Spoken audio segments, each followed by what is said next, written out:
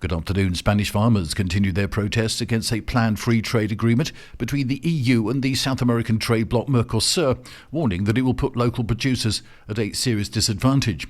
The agreement, which is expected to be signed on Friday in Paraguay, aims to reduce tariffs on agricultural products such as beef, poultry, dairy, sugar and ethanol from the Mercosur countries, which are Argentina, Brazil, Paraguay and Uruguay, whilst opening up South American markets to European industry.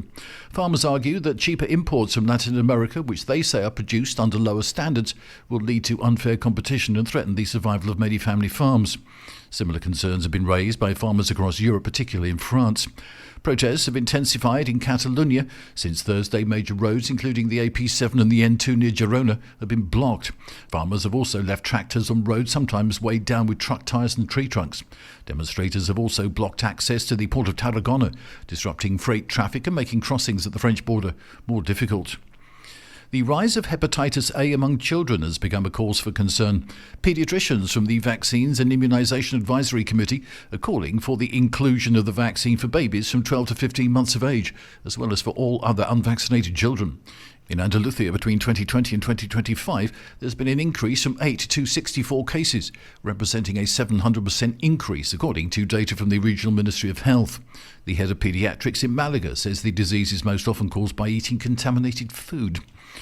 Self-driving truck startup Plus AI said this morning it would launch Southern Europe's first program to test heavy-duty autonomous trucks, expanding its partnership with the Iveco Group.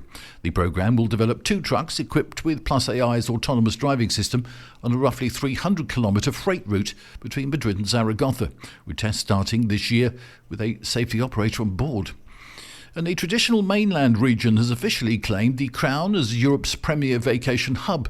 Whilst the Spanish islands often dominate the travel headlines, new data reveals that Andalusia has outperformed every other region in the European Union to become the number one choice for short-term stays. According to the latest figures from Eurostat, the region saw an unprecedented surge in popularity during the second quarter of last year. Between April and June, travellers spent 13.3 million nights in Andalusian accommodation booked via online platforms like Airbnb. That's the latest from TRE. I'm Bob James.